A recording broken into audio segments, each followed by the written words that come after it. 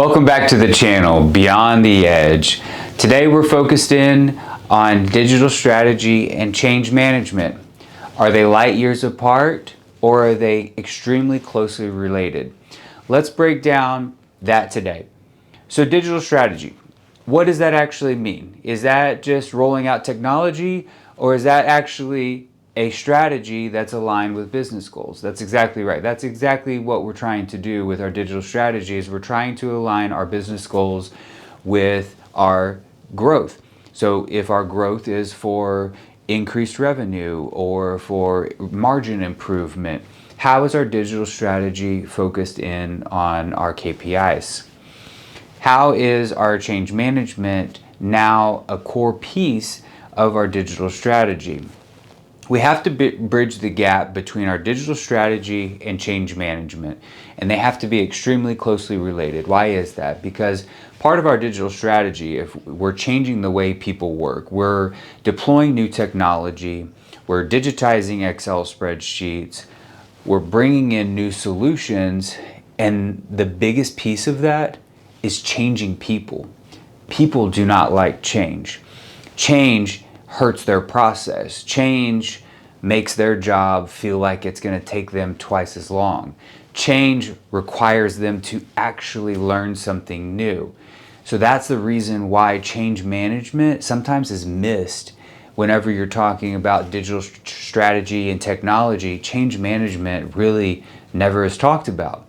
But it is the most valuable piece, because you can deploy the best technology and forget change management, and therefore people won't actually adopt and start using this new technology.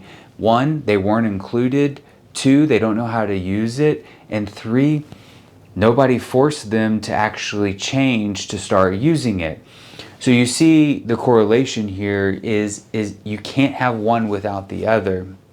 You can have one, but if you forget the change management piece, then your adoption rate significantly decreases. And what happens if your adoption rate decreases? Well, people just develop their own solutions and they forget about the tool that you spent X amount of dollars on and wasted a year putting together. So we have to bridge the gap. And that's the reason why when we're deploying technology, we need to engage those stakeholders early. Using a stakeholder analysis is an easy tool for you to understand, who are my stakeholders? Is it the leadership team? Is it the users? Is it the person sitting next to me? Or is it a team located in a different division? Understand who your stakeholders are. You'll then begin to understand who the early adopters are. These are the ones that are the more tech savvy, forward individuals that are going to adopt technology no matter when you throw it at them. But then you have the resistors. The resistors are the ones that you need to flip, right? You need to understand why they're going to be resistant. Why are you changing their processes? And if you can answer that question, then it's likely that you can start to move the needle with them. A good way to be able to take a resistor and flip it over and make them an adopter is to engage them early. Say, hey, we have this idea. I need your expert input into this process.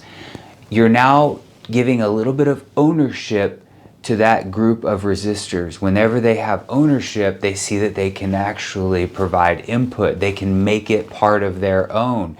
When they can make it part of their own, they start to get excited about this type of tool. That's a starting point. Another way is to engage them in the process. Engage them in on the updates. Start to create that hype and begin communicating with them early, so that they understand what you're trying to do. If you wait to the last minute and you're like, hey, I've got this amazing tool that's going to transform your job, they're going to say, oh, that's great, but when did you want me to work on this? You have to start early with change management. Therefore, whenever you want to roll something out from your digital strategy and you've got change management associated with that, the adoption is going to skyrocket. And that's what you really want. You want people to use the tool. So now let's think through If the adoption doesn't happen, what do?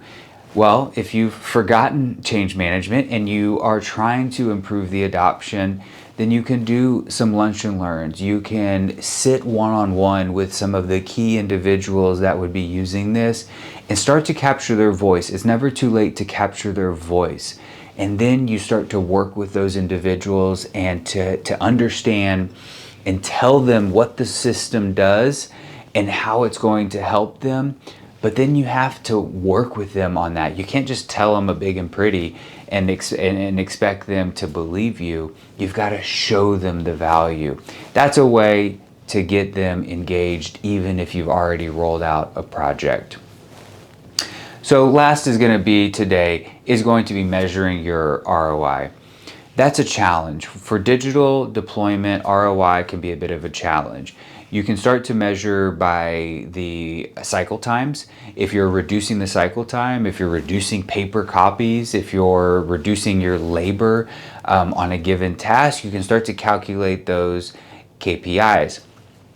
But the challenge is whenever you're deploying, let's just say, a database type solution, sometimes they might say, well, it might be more work for us. But the value is in the data. Data is our biggest asset.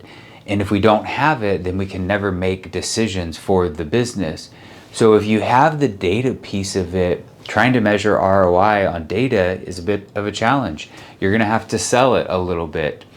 So like, for example, I'm working on a project and I'm combining project controls data from years back. I'm structuring it in a database and now we have this asset, we have this tool. We have to do something with it. What are we going to do? We're going to build a benchmarking tool that's going to drive decisions in the sales and tendering phases because we now have this asset. We know what how our vendors perform. We know how our project performed. We know if there was overruns, where our risks were at for that project, what happened with our schedule, were we ahead of schedule, were we behind schedule, how much float do we have in our schedule. All of this project controls data that we need in order to control projects, we now have at our fingertips. Let's bring in AI on top of that, and now you can get the answers that you want from that data instantaneously. You don't have to wait and analyze the information. But let's say I don't do proper change management, and therefore I roll it out and people are just going to kind of say, okay, great, and I'm thinking that this is the biggest technology that we've rolled out in the past 10 years. But if we haven't conveyed that message to our stakeholders, to our audience, to our business, they're not going to care. They're just going to move on. So take a second and stop. I'm doing it myself because I get ahead of myself sometimes. And I forget to communicate early and often. So I'm going to stop today and I'm going to think about the projects I'm working on, and I'm going to start to communicate a little bit more effectively so that I can communicate the value and not just sit over here in a silo and develop something behind my computer. Thanks for joining in today.